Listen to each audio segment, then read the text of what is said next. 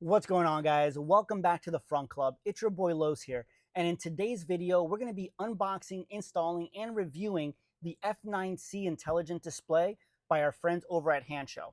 This 9-inch screen is packed with features like Android Auto, Apple CarPlay, front-facing camera, and it's intelligently designed with an AC vent built right into the screen so that the 9-inch screen doesn't obstruct the airflow from your air conditioning, which, let's face it, in places here like sunny South Florida where it's always hot, a feature like that is vital because who wants to sacrifice their airflow in their vehicle, especially on a sunny, hot day? I know I don't want to.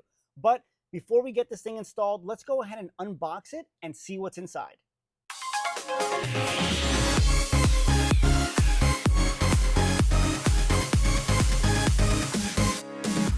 All right, so let's see what's inside. Now, upon opening it, we find ourselves with a letter here from Hansshow, thanking us, of course, for supporting the brand and purchasing the display. We also have a warranty and support card here. You scan the QR code or email, of course, their support email in order to register the device and get an additional 1-year extended warranty on your display. You also have a little leaflet here, which is an instruction leaflet that goes over how to put the positioning sticker on properly so that you can properly center the display onto the dash, which is this sticker right here, which we'll be using later on in the video. Now, we also have, of course, our mounting bracket, our front-facing camera, which we're going to be mounting to the front bumper later on in the video, and a baggie here full of some other tools and supplies. We have a dual USB-C and USB drive. We have a nice solid pry tool, which we're going to be using throughout the install process. Let's see what else. We have our screws that we'll be using to mount it to the dash. And of course, our wiring harness. And let's check out the main event here. Our wide 9-inch display. All right, now this is really nice, guys. The build is really nice and solid. The finish is nice. You have your AC vent here at the bottom, as I mentioned before. What looks like a USB-C port here at the top. On the side, we have a memory card port as well as a SIM card port. And of course, our AC pass-through, which is really awesome, especially here in South Florida, because it will allow us to have nice, strong AC without obstructing it, because this is a nice wide screen. So if we didn't have this, it would definitely obstruct our airflow, which we definitely don't want. So now that we see what's in the box, let's go ahead and get this bad boy installed. All right, guys, so the first thing we want to do is remove this little plastic cover from both your driver's side and your passenger side. And it's super easy to remove. Just go ahead and use the included pry tool and gently pry out. It is held with clips, so be gentle with it. And once you take it out, just set it off to the side. Now, for the passenger side, guys, what I always recommend to make your life easier is rather than trying to use the pry tool here and you're going to be pressing up against the door from your glove box, simply just go ahead and open up your glove box, because if you do that, it'll make it so much easier. You won't even need a pry tool. You just pull here on the side and it should snap out pretty easily. Like I said, it's held by clips. So once you get that done, now we can go ahead and move on to removing the dash. Now, the dash on my Model Y is held on by clips, so it's super easy to remove, but I will say some other models, older models, do have a little hex screw here on the side on both the driver and passenger side. So make sure to check. You don't want to yank on this and then damage something if you haven't removed that little hex screw, if your model tends to have it. So check that first. If you don't have it, then you're safe to go ahead and just pull up on the actual dash. It is held by clips, so just be gentle with it, and you'll hear it snap right out. There we go. There we go. And do the same thing from the driver's side as well. You don't want to put all the pressure just on one side. So move on over the driver's side, do it from that side as well. All right, so we'll gently push up here as well. There we go. There we go. Now, you want to be gentle with this, guys, because at the end of the day, definitely don't want to break anything. There we go. Now, once you've loosened it, guys, you're going to want to take this out because we're going to be mounting the screen onto this. But what I recommend is to obviously adjust your screen so that you get it out of the way as much as possible. Now, I don't know if you guys have a swivel mount like I do, but if you do, simply position it as much out of the way as possible. And don't worry, guys, if you don't have one of these swivel mounts, I will go ahead and link this product also in the description because it's an amazing must-have accessory in my opinion, which I also got from Hansshow. So I will go ahead and link that in the description below from you guys. But once you have that, now we can go ahead and gently remove this piece without, of course, scratching it. You want to make sure you're gentle with it and careful as you remove it. So now that we've removed the dash, the next thing you want to do is, of course, pull back on this weather stripping right here, because what we're going to want to go ahead and do is remove this little plastic piece as well as these plastic pieces here so that we can get access to all the wiring that we're going to be using to plug our harness into. Not to mention, we also need to snake through the cable from our camera, which will be coming out this side as well. So now, once again, we'll go ahead and grab our pry tool and gently pry this little plastic piece out. It should pop out here from the top, and then you're going to pull up on it, and that's what that looks like there. Again, the clip here, and you pull right up. Now, here you actually have, I don't know if you guys can see that there. Let me zoom in a little bit. But here you actually have a clip. Now, this little rivet right here, this little clip, you're just going to go ahead and put your pry tool there and just pull up on it. It should just pull right out, and that will, of course, allow you to pull this out. Now, once you've pulled that little clip out, guys, you can go ahead and pull this whole piece right out and put it away in a safe space where it won't get scratched. All right, now you also have this little clip right here, which is this little guy. Same thing, just go ahead and pop in your little pry tool here at the bottom, and it should pop right out. And that will, of course, let us get access here to pull this carpeting out of the way. And now we can go ahead and access all of the cables that we're going to be needing here to plug in and install our display. Now that we've removed the dash and, of course, all the other necessary panels, this is what it looks like. I wanted to give you guys a quick shot of what it looks like once everything has been removed. Of course, access to our wires that we'll need to use to plug in our wiring harness. And don't worry about this, guys. This is actually just my blind spot monitoring sensors, which I installed in a previous video. If you haven't seen that, go ahead and check those out. But now that we've gotten everything prepped and ready to go, now we need to wire our front-facing camera, which we need to run through the firewall as well. So let's go ahead and get that done. Now, to run that wiring, we're going to need to go ahead and access our Frunk. So we'll go ahead and open that. Now, for this task, guys, we are going to need to remove the entire plastic Frunk liner that you see here. And this comes off pretty simply. You got a couple screws that we need to be removing. So you're going to need to get yourself a socket wrench in order to do that. And, of course, the rest of these plastic panels here do pop out. But let me show you how to do it. Now, this top panel right here is held with clips, so you just gently pull up on it, and it should just pop right out, just like that, and we'll put this to the side. Now, grab yourself a 10mm socket, because you're going to want to remove this screw right here, this screw right here, this screw right here, and this screw right here. But before you remove those, this pops out as well, so you want to go ahead and pop this out. It's really simple. And then once you do that, you want to remove this little plug right here so that we can go ahead and remove this entire bed.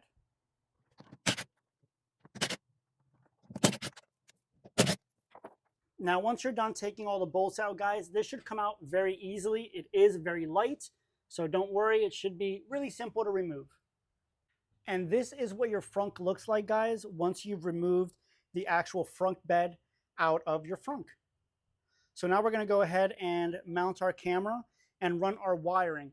Now, most people, what they do is they run the wiring through that little firewall grommet right there. They cut a hole through it and they pass the wire through there. Now, personally, I don't know if I want to go ahead and cut into that grommet or really any part of my car. So I might see if there's any other options I have to run the wiring versus doing that. So let's see what we can figure out. All right, guys, so now we need to mount our camera as well as run all the wiring from the Frunk area all the way inside to the vehicle. Now, as I mentioned earlier, Typically, people do use that pass-through grommet right there in the firewall. I'm going to try to figure out a different way around that. I've seen a couple other videos where they do try to run it on the outside of the vehicle, so I might experiment with that method just because, again, I really don't want to go and start cutting into the vehicle if it's not necessary. But one thing to note, guys, is that these cables do come off, so you can actually pull this one apart here to make it a lot easier to run your wiring while you mount the camera here at the bottom of the bumper. Now, a couple things also to note about the camera is that you have this little cutout right here, and that's because that's how you're going to center it at the bottom of the bumper, and I'll show you how you're going to do that here in just a second. So let's go ahead and get this wiring done. All right, guys, so Hansshow has made it very easy to install and center the camera. As you can see, you have these little 5 pillars that go along the grill. This one right here being your center point. Now, if you look at the little mounting bracket that came with the camera, you have this little cutout right here in the middle. And the reason for that is because once you go ahead and thread this wire through the grill and up into the frunk, you're going to go ahead and mount the camera against that pillar so that it sits right inside that groove, providing you with a dead center mounting point for the camera. Now, before you, of course, go ahead and remove this red protective layer from the 3M adhesive, you do want to make sure that you clean this area very, very well. Make sure there's no dirt or contaminants on there. Now, once you do that, then what I recommend is if you have any type of adhesion promoter, go ahead and use that. If not, what I've used in the past is, of course, 90% alcohol to make sure that it is a super clean area. This way, the 3M adhesive makes great contact with the surface and sticks really well. Because personally, I don't want to have to, again, use the screws that came with this to drill into the plastic. You certainly could. They're small. You probably won't see them up there. But again, I'm neurotic about drilling into the vehicle if I don't have to. So I'm probably going to give it a shot just with the 3M and see if that works. And if not, then I guess I'll have to bite the bullet. But let's go ahead and get this mounted.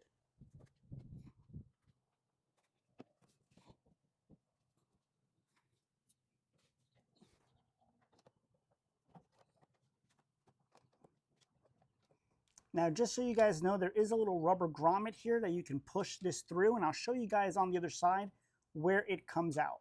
I don't know if you can see it here, but this is where it came out of. Right here, there's a little rubber grommet. So that's where it's going to pop out of, is this little area right down here. Just go ahead and pull the slack out. Make sure that it's nice and snug against that little center pillar. And then the purple cable, or this little, piece right here, what I'll do is I'm going to leave it to the side for now. Once we go ahead and run the rest of the wiring, then I'm going to zip tie it and clean it up so that it looks nice and is out of the way. All right, guys, so now that we've got the camera mounted, our next step is to run this wire so that we can get it from the camera into the actual cabin and, of course, through the firewall. Now, as I mentioned earlier in the video, most people, what they do is they cut into that grommet that I showed you, and then they snake this yellow head, which is the one that goes inside the cabin, through that little hole. Now, my problem is I'm neurotic about cutting into the car. I hate doing it if I don't have to. So what I've been doing is I've looked at other possible options. And of course, I noticed that through this side right here, there's a little gap in the panel that I can probably snake it through that way. And of course, bring it in through the weather stripping on into the cabin right there. And I'm hoping that'll work. This way, it's not permanent. If I wanted to remove it, I can certainly do that. And I won't have to worry about having a hole in that grommet should I ever decide to remove it. So that's probably what I'm going to do. I'm going to grab a snake tool or like a zip tie or something and see if I can snake it in that way and see if that works. Now, again, guys, I'm a DIYer just like you guys, like most of you guys, I'm sure. So if there's a better way to do this, of course, please let me know in the comments. I'm always looking to learn as well. So let me know because, again, I am not a mechanic by any means. But let's go ahead and run this, snake it through, and see if we can make it happen. All right, guys, so this is what the camera looks like now that it's been mounted onto the actual bumper. Nice dead center, really clean. I've also gone ahead and, as you saw earlier, ran the cable out from the bottom here, snaked it through, and I've zip tied it along this cable here to keep it nice and clean. As you can see right here, the purple connection, which I'm going to probably use some black electrical tape to just cover this, just in case. I've snaked it down through here and up behind the frame. zip tied it right here as well. And as you can see, brought it up this way. Here's the rest of the slack of the cable.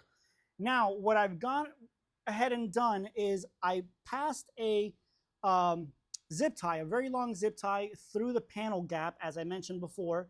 And I've gone ahead and used some electrical tape to tape it to the actual zip tie. You can see it right here. And now I'll go ahead and pull on it, and I should be able to snake that cable through the panel itself. And then I'm going to go ahead and try to snake it through here, through the actual weather stripping into the area there where all the cables are. So let's go ahead and do that and see how that works out. All right, so let's go ahead and gently pull this here and see if we can get this cable to come through here. Oh, there we go. And just like that, we have our cable. All right, guys, so now that we've gone ahead and successfully snaked it through, I just wanted to show you guys the end result. As you guys remember, I brought the cable up through the bottom right here. And then, of course, I zip tied it, as you can see, along this cable, brought it underneath the frame out the back. And then, of course, I taped it down. I did remove this little zip tie I had here. I figured it's probably best to just tape it down, which is what I did all the way through along the side here. And then, of course, as you saw, we snaked it through the gap in the panel there. You can see where the cable is coming out right from here. I brought it up and behind this little rubber piece right here, just tucked it up behind there. And as you can see, I have it just coming in, looping around right here behind the weather stripping, which this will sit right there just like that over it once I put it all back together. And then, of course, you see I tucked it right here behind this little piece from our pillar. And then, of course, brought it out right behind here. And here's the rest of the excess cable, which I have sitting here on top of the dash, because, of course, we need to finish mounting our display so that we can finish wiring everything up. So now that we've got the cable inside the car, let's go ahead and finish the install process. All right, guys, so now that we've got all our wiring done, now it's time to go ahead and mount our display right here on our dash. And of course, Hansshow makes it really simple with this mounting sticker that they provide.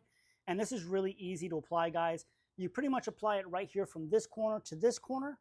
And then these little holes right here are the indicators to where you're going to set the actual display so that it's nice and centered. So let's go ahead and apply this sticker.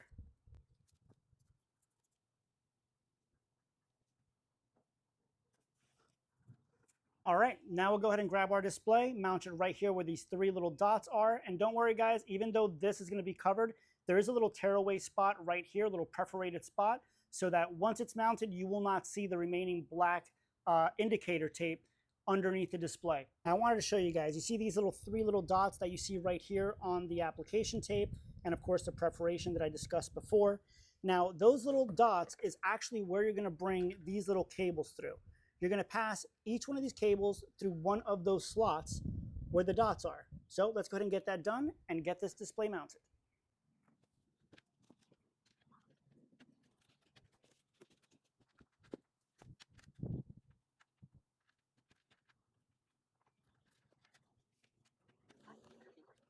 All right, and now that we've got our cables through, now, of course, we're going to go on ahead and mount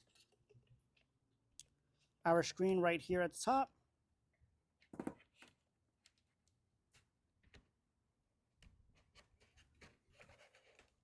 And as I mentioned, you're going to line it up with the little perforation that I told you guys about before. That's what it's going to look like, as you can see, nice and dead center.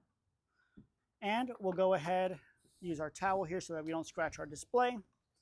And now grab the little bracket that was provided by Hansshow along with your little screws. And of course, you're going to want to grab a really small screwdriver because these screws are just really, really tiny. So you want a really small Phillips head on there. And now what we're going to go ahead and do is mount the bracket so that we can secure the screen onto the dash. So now that we've ran our cables through and of course set our display right on the dash, you're going to want to go ahead and grab this bracket. Keep in mind that this has two little notches. You want to make sure that these are going inside of the actual notches as well. So it's going to go face down like this. Grab your three cables, make sure that they're nice and separated as so. And we're going to go ahead and put these right through this side of our mounting bracket. Once that's in, go ahead and line it up as so. And now we'll go ahead and grab our screws and our screwdriver and start mounting this down.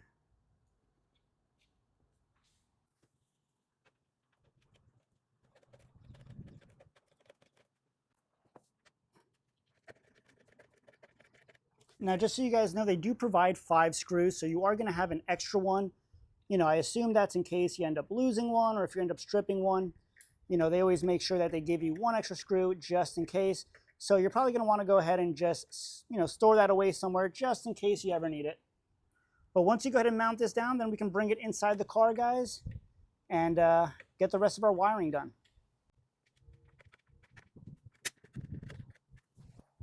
All right, guys, so now we got to run the wires for our display. And it's really simple to figure out. All of these plugs that you see here in my right hand, these are going to end up on the passenger side of the vehicle. And of course, this one plug that you see here is the only plug that we're going to make sure that ends up right here in the middle, because this is the power and communication plug that, of course, powers our display and, of course, communicates with it. So we're going to run all these cables, use a little bit of electrical tape to make sure that we secure it down so it doesn't move all around the place. And then we'll go ahead and plug it into the screen and get our dash mounted right back on. So I'm going to start off by plugging everything in where it's supposed to be here before I secure it onto the dash, so that this way I know how much slack I need. And of course, this way I can tuck away any excess cables behind this panel right here so I can keep the installation nice and clean. So the first thing you want to do is plug in, of course, our AMD cable, which is this one right here. You'll see the little plug right there. And we're going to plug that in right back here into this plug that you see here, just like that. All right. Now, of course, as you saw, that was empty to begin with, and this harness does give you another empty spot in the future in case you have any other accessories. This way you can go ahead and daisy chain it right here. So we'll push that back. Now, of course, we have some other plugs we've got to plug in. You have this interplug here with a fuse. Honestly, I really don't know what this is for. Not really sure. It says inter-host power plug. Not going to try to figure out. I know in the Hansshow video, I didn't see anything where they plug this anywhere, so I will push this back here as well. And the other plug we're going to plug in is this one right here, which is your power cable. You're going to plug that in right here. So we're going to remove this particular one. We'll plug it in just like so. And then you'll plug the one from the car right in here, just like that. And now we're good to go. Now we can go ahead and run the cables and secure them below the dash before we mount the dash back onto the vehicle. All right, guys, so now that we've ran our wiring, as you can see here, now we're left with these 2 cables right here. Now, of course, as you guys already know, this is the camera cable, and this right here is our power supply. But you're probably wondering, well, we ran 3 cables in when we did the pass-through, and obviously you only see 2 here. And that's because within your harness package, you're going to also get this cable right here. As you can see, 1 and 2, they're also color coordinated. And this cable, this side, will plug in to this side. And of course, we'll have our 3 little plugs, as you can see right here. So now you want to go ahead and bring your dash back into the vehicle. Again, be very careful. You definitely don't want to scratch it or damage anything else in the process. Now, you're going to want to lay this down just like this, center it.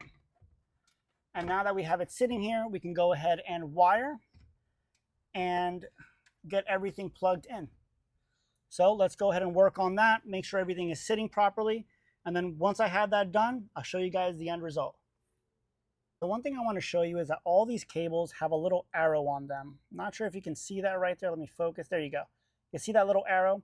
Well, that little arrow needs to line up with the other little arrow that you're going to see right here on this particular port. You see that right there?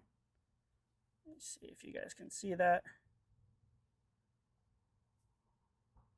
So you want to line up those 2 little arrows, and every single one of the plugs have 2 little arrows just like that. So when you're installing it, this way you're not going crazy trying to figure out why it's not plugging in properly.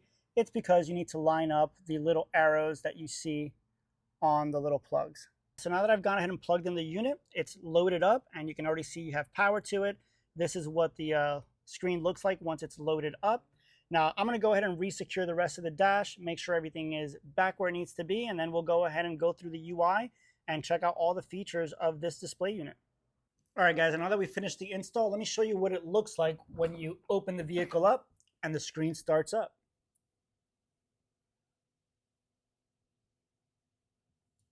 So now that we've completed our install, we can go ahead and remove our sticker here that we placed on, and you can just yank at it and that perforated amount will just tear right off. And I'm sure some of you guys were curious about whether or not you can see the cable that we snaked through the panel gap. Now, as you can see from the outside, you can't see anything at all. But when we open the passenger side door, you do see the cable here on this side just a little bit. Now, honestly, I'm perfectly fine with it because doing it this way allowed me to not have to cut through the firewall grommet, which was a big deal for me. And it's out of the way, it's functioning properly, and I ordered some white electrical tape that I intend to use to cover it so that you really can't see it as much. So overall, I think it's a win-win and a good alternative if you don't want to cut through your grommet. Now we can go over the user interface and all the features that the F9C has to offer. Now the first thing to note is that this is a touchscreen, so if you slide down here from the top, you will see a bunch of different options, different features that you can select from. The first thing we'll see here to the right is, of course, our side mirrors. If you press that button, both of your side mirrors will close just like that, and press it again, and they will open. Now, as you see here, these will pop your doors. So right now we have our passenger rear door, our driver's side rear door, and our passenger door. Now, if I go ahead and hit this little button right here, it will change from passenger door to my driver's side door, just to keep that in mind. Now, this button right here, what this does is it toggles on and off your Bluetooth from automatic to manual. So if I go ahead and press this button and keep that on, anytime I open my vehicle and step into my car and the display turns on, it will automatically connect to the Bluetooth on my phone and immediately enable Apple CarPlay or Android Auto. So something to keep in mind if you are the type of person that likes using CarPlay during every single ride, then that might be something you may want to leave on. If you like using the display itself with, the different gauges and the different infotainment center features, then you may want to leave that off and enable CarPlay or Android Auto as you see fit. Now, you also have, of course, our volume up and down. And the reason for that is because this does have a built-in speaker. If you decided you wanted to use that built-in speaker, of course, you certainly can. Now, keep in mind that if you're using, Apple CarPlay, you do have Siri built in.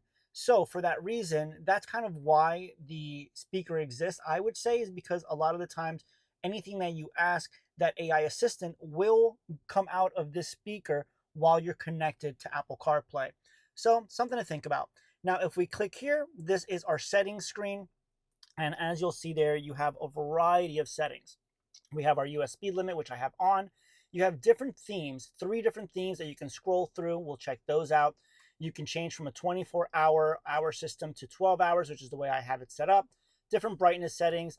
Now you have full screen and split screen. And I'll show you guys what that looks like later. But what this pretty much means is that you can either have your Apple CarPlay take up the whole screen, or if you have it in split screen, you'll have Apple CarPlay halfway.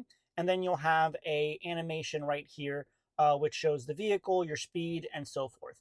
Now, the audio output, as I mentioned before, you can have it in original Bluetooth, which means that it'll connect to the Bluetooth in your phone and in your vehicle, or you can have built-in speaker, which is the built-in speaker of the device itself. Now, you also have your day and night. I have it set to follow, so as the car switches from day to night, this screen will do the same. You can change your temperature settings from Fahrenheit, of course, to Celsius. Your time zone, that's self-explanatory. Now you can choose the color of your vehicle so that the animation matches the color of your car. You have your front-facing camera, which I have turned on. Now you have language settings, your pressure units from bar to PSI. I have it set to PSI. And of course, this particular device does have the capability to update over the air. So all you have to do is click here on over the air update. It's going to pop up this little screen. You go ahead and turn on your hotspot on your phone, and then by clicking this little button right here, it will connect to your phone's hotspot. Follow the instructions there, and it will do an update over the air. So if you ever see that you're having any type of discrepancies with any information displayed due to a recent update, you may want to go ahead and do that. That'll more than likely solve whatever issue you have. Now, as we go through, if I were to go ahead and start the car, press my brake here, and of course go into drive, the first thing you're going to see is that it is going to turn on the front camera, which is pretty cool. Now, you can keep it on like I have it, which it will turn on anytime you go into drive. And what will happen is that it will stay on for the first couple of minutes until you pass 20 miles per hour. Once you exceed 20 miles per hour, it will then turn off automatically. Now, as you saw before, this is the interface number 3, UI number 3, which is the one I have set. But we can go in here and back to settings, change our UI once again. Now this is UI number 1. Put the car in drive, as I mentioned before. We'll get out of our camera here, and this is what UI number 1 looks like. Now, I don't know if I really want to have my tire pressure and, of course, these animations all the time. If that's something you like, then this might be the UI you might want to keep on there. Now, we'll go ahead and check out UI number 2, which is this one right here. Put the car in drive. Get out of the camera once again. And this is what UI number 2 looks like. Really nice, really simple. Again, not sure if I want to have this information here at all given times. Not sure if it's necessary, which is why I've been using UI number 3. And we'll go ahead and look at what that looks like once again.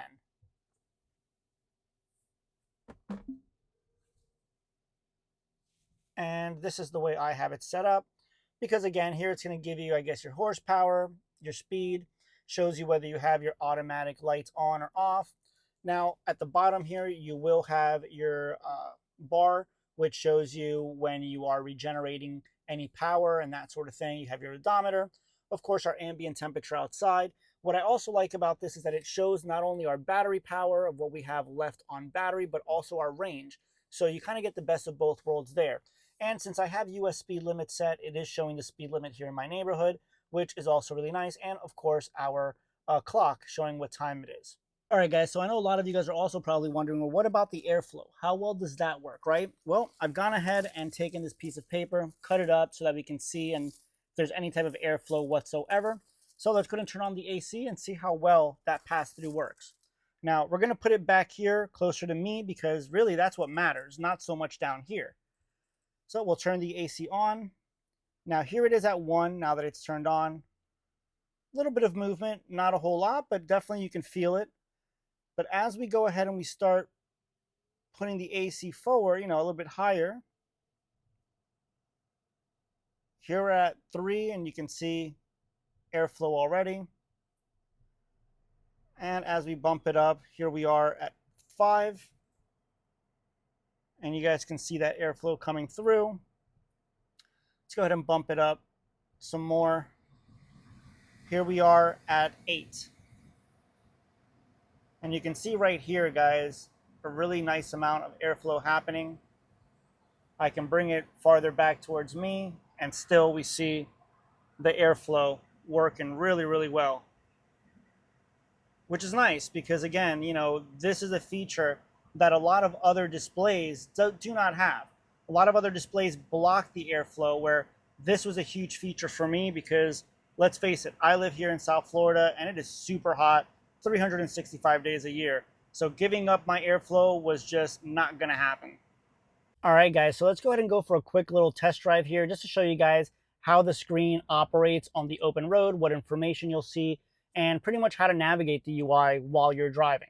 Now, the first thing is once you put the car in drive, the front-facing camera will automatically turn on. Now, I have my screen set to split screen mode, which is why you're seeing the little information center here on the right with this little animation, as well as the camera on the left. Now, if I wanted to change that into the full screen mode, there's 2 ways of doing that. You can go ahead and put your car back in park, slide down, and of course select what you want to do there. That's probably the quickest way if you're stationary. But if you're moving and you want to go ahead and change any of the features on the settings, all you've got to do is using your right scroll wheel, go ahead and back out of the camera by pushing your right scroll wheel to the left.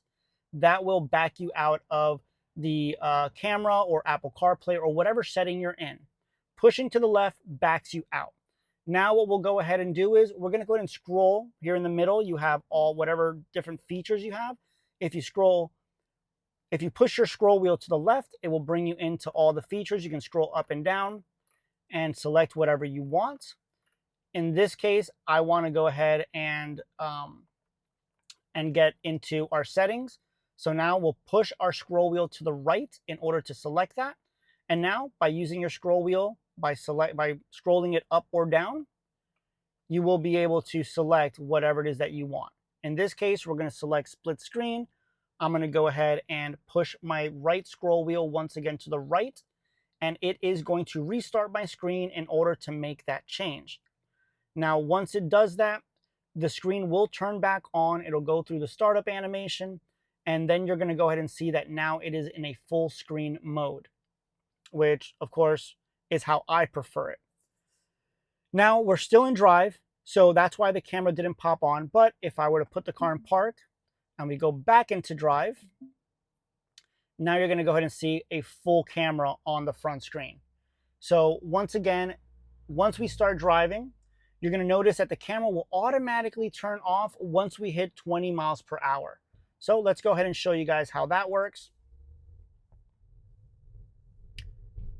Now, as I mentioned, once the car reaches 20 miles per hour, like right now, it will automatically turn off the camera. And in my case, it'll automatically go to Waze because I have my settings set to automatic Waze.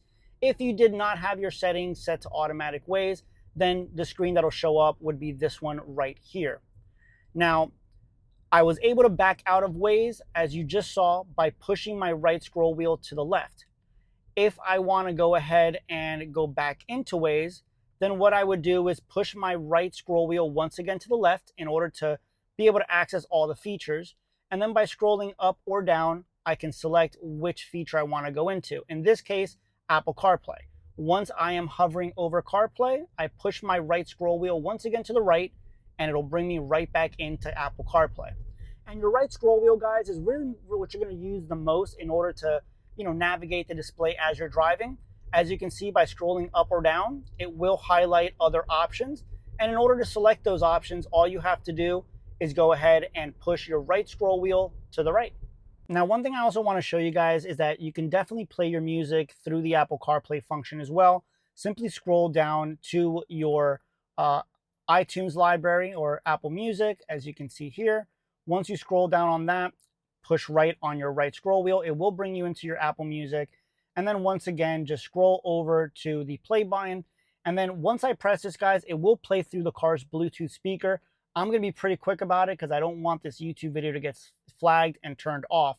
So let me show you guys here really quickly. There you have it. Sounds great. I'm telling you guys, this thing works really, really well. It brings all those Apple CarPlay features into your Tesla that we've all been really wanting for so long. So there you have it, guys. That is the F9 display by Hansshow. Now you know what's included in the box, you know how to install the display, and you know how to navigate the user interface, all of its features, not only while you're parked, but while you're driving as well, which I gotta admit, took me a little bit of time to figure out how to properly use the scroll wheel, get in and out of CarPlay, and all of those, simple tasks, right? So now hopefully it'll be a lot easier for you and make your experience with the display far more enjoyable. But I gotta say, overall, I think it is a very well-rounded display when you compare all the other displays that exist out there. Having features like that front-facing camera is huge, especially when you have a modified vehicle that might be lowered. You definitely don't want to scrape it or damage something while parking. So having that, I think, is a really nice feature. Being able to have Apple CarPlay and Android Auto in your car is also a huge feature for me because I love using Waze and I really miss not having that in my Tesla. And of course, living here in Florida, having that AC vent built into the display unit so that the air just flows right through is an amazing, amazing feature. Quite frankly, probably one of the biggest selling points for me, at least. Maybe if you live up north in a cold area, it might not be such a big deal, but for me, it was definitely a huge selling point. Now, a couple things that I think Hansshow could improve upon in the future through an over-the-air update is maybe allowing us more access to the rest of the cameras that are available in the vehicle. What I mean by that is that it would be really nice to be able to access the cabin camera, for example, and be able to see what the kiddos or passengers in the back are doing while you're on a road trip. It would also be nice to have in split screen mode your map on one end and that interior cabin camera on the other. Maybe being able to access our rear backup camera as well so that we can utilize this display rather than having to pay attention to our larger infotainment center. And maybe offering us some additional user interfaces with a little more robust information versus just having our, tire pressure sensors and stuff like that. But the nice thing is that this display does have the over-the-air capability, so Hansshow and their team can always develop these updates and push them our way to provide us some more awesome features on already a really good display. So head on over to Hansshow if you're thinking about getting one of these devices for yourself, because right now they are running a sale, and if you use my discount code MrCMelendez, you will save even more money on your purchase on any accessory in their store. Now, don't worry guys, I am going to include the links to the display and to my swivel mount that I showed you guys earlier in the video, along with my discount code in the description below so that it's easier for you guys to find once you're done watching this video. But let me know your thoughts. What did you think about the display, the install process, the UI, its features? I'm curious to hear your thoughts. You guys know I am a DIYer just like you guys, and I'm always looking to learn. So if there was an easier way of doing anything within this process, please share it with me in the comments. I'm always looking to get new ways to do things. So curious to hear your thoughts on that. And if you enjoyed this video, please don't forget to smash that follow button and click on the little bell icon so that you're notified when I post my next video, because I have a lot of great Tesla content coming your way. But anyways, guys, thanks for spending your time watching my video and learning about this great display. I hope you guys enjoyed it. As always, thanks for watching and thanks for joining me here at the Frunk Club. Till next time.